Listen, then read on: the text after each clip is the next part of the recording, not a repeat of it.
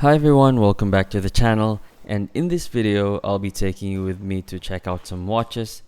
By the way, I am located here in Perth, Western Australia, where there's not a lot of 80s here, so we'll try to go to as many as we can in this video, and I'll try on some watches, some of the watches that gets my attention and some that I have thought of or think of buying. And bear with me on these videos as well, because it's a bit bumpy and I've skipped a lot of watches that I should have taken a video of, but I'll just do a better job on the next video like this because I really did enjoy it. So now we're on our way to the city because most, if not all, of the 80s are in there. Thank you. And to start the video, our first stop is Tag Heuer. I know some watch enthusiasts doesn't really like this brand, but I don't have a problem with it. It's actually one of those brands where watches are at least attainable and available for, let's say, a regular working person like me. And the first watch here is a Carrera chronograph caliber 2. Nice looking watch. It's still a sports watch, but a little bit on the dressy side. Let's check out the watches on the display first. Here's another Carrera. These are 39 millimeters. Blue dial and a white dial. These watches never really connected with me, although I like the chronograph versions of the Carreras. And some more watches on this side. Here is a Porsche collaboration with a Carrera. These are nice looking watches, nice design, stunning dial. However, these are 44 millimeters. I've never really tried this watch just on the basis of its dimension, but I probably need to try it on before I judge it. And there you go, that's Watches of Switzerland. That's going to be our second stop after Tag Heuer.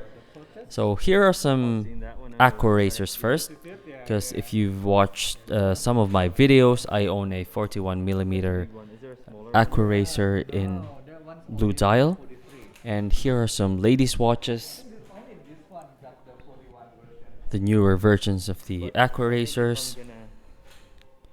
They still look beautiful, but it's not as stunning as the previous models. But again, it's a preference. It's an individual preference. So some people like this. And here are some quartz versions of the aqua racer. And on this side, we've got some Octavias.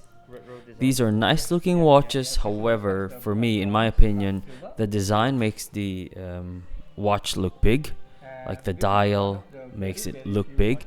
So I prefer the older versions of the Octavias. And here are some of the other chronographs with tachymeter of the Carrera. These are caliber 16, and these are actually the ones that caught my attention. So here is a blue dial on a bracelet and a leather strap. And that's the Porsche collaboration and some of the limited edition chronograph Carreras.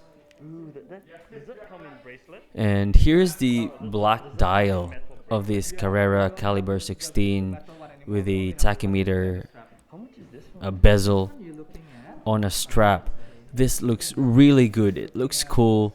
However, I'm not really a big fan of straps, just because I know that they won't last as long as the bracelets, and I actually think that bracelets look better on watches, and it makes the fit better as well, because it just drops on the side of your wrist, unlike straps where you have to break it in first, like for a few months or even a year.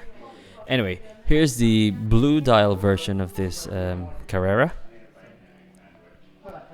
I think if there's a bracelet option for the black one, I would go for it.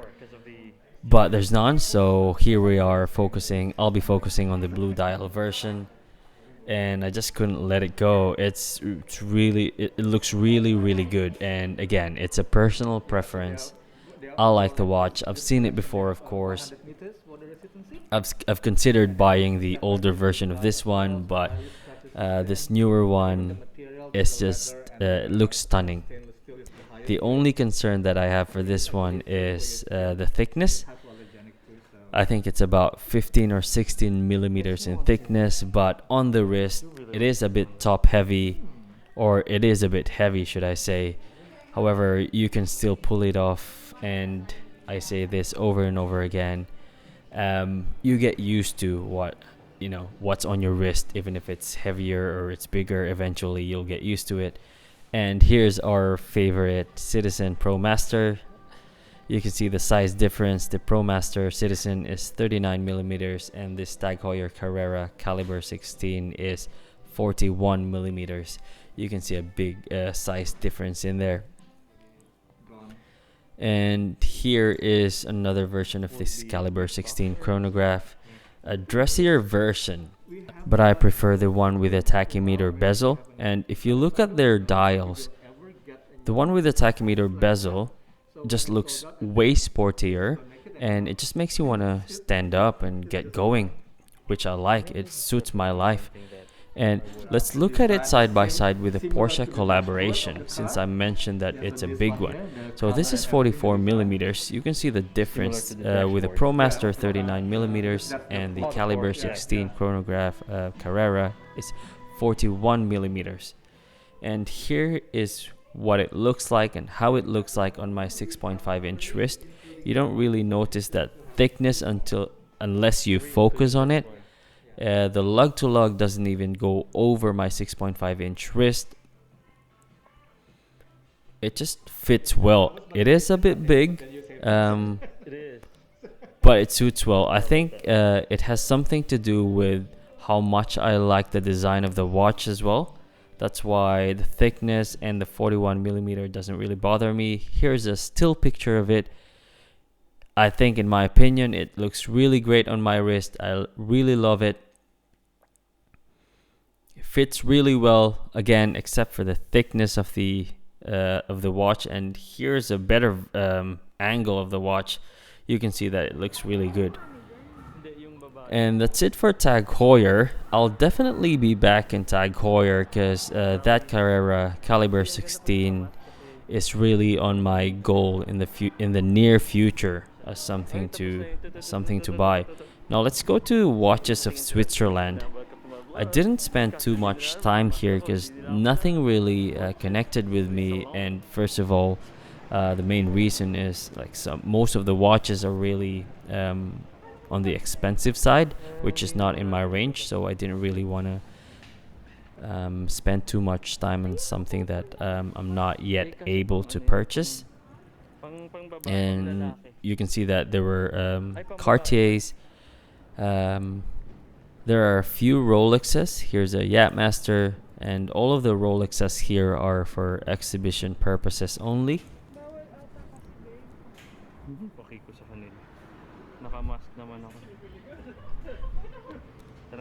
Let's check out the other side of the window. We've got here some IWCs. I like IWCs. Well, particularly the Portugueser, but it's not something that I would be keen on buying, just because it's on the dressier side of the watch design. Here's some Tudors.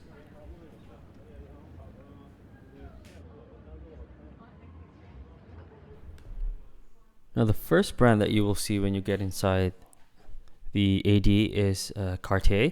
Here are some lovely Ballon Blues, something that I would consider buying in the future, not in the near future. So some Tanks and Santos.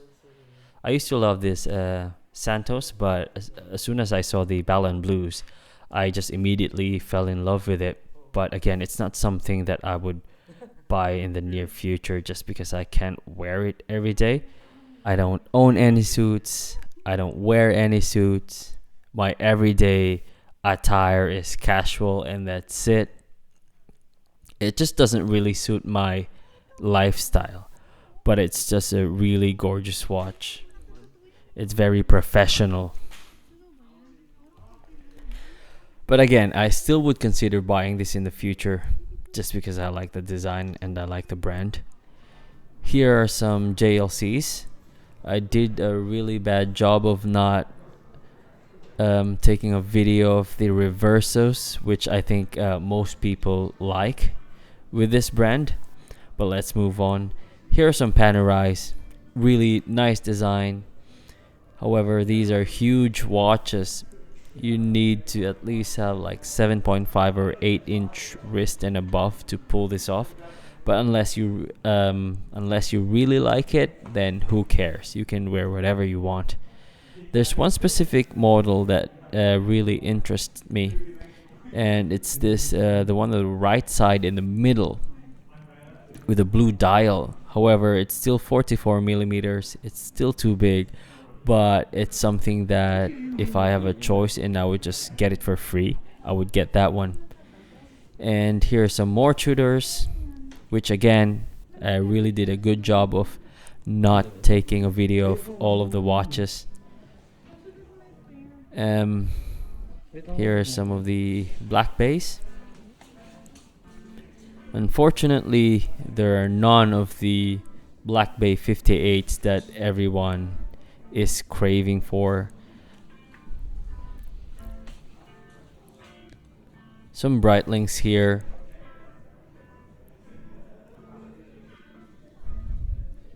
Breitlings are really not for me, although some of the models are really good looking, especially the chronographs, but it's something that doesn't really click with me. Some professional versions, professional models, and of course I've skipped the chronomats, some of the good looking designs. And there you go, skipped it again. Here's the Avengers. These are good looking, but if they are 39 or 41 millimeters or 40 millimeters, I think more people would consider them, but they're not. So let's move on from that. Here's a nice looking dial. It's like a lime green dial. And some more of the Breitlings. Some blingy ones. And some Navi timers here. I like the Navi timers, but it's not something that I would consider or buy. And of course, it's not complete without the Rolex. Here's some Yachtmasters. Of course, all of these few Rolexes here are for exhibition purposes. But there's one piece that completed my visit here in Watches of Switzerland. This is one of my grail watches. It's the Rolex Explorer 1. I've tried this on, especially the 36 millimeters, a bazillion times before. I feel like it's 36 millimeters of the Explorer 1 is a bit too small, but it's still a great watch. Looks very vintage on a 36 millimeters. There's some Daytonas, and well, going back to the Explorer, when the time comes that I'm ready to buy my grail watch, I think I would choose the 39 millimeters over the 36 millimeters. And that's it for this AD. We'll finish it with a good snap of the Explorer 1. One that is definitely a goal for me. So I hope you guys enjoyed this first part, because if you did, I'll see you on the next one. We've got 2 more ADs to go. I've just divided this video into 2 parts, so it's not too long and boring. And again, thank you guys for watching. I really did enjoy making these videos. If it's too bumpy, I'll just do a better job next time, because I really did enjoy looking at these watches with you guys. So I'll see you in the next one. Thanks for watching. Bye.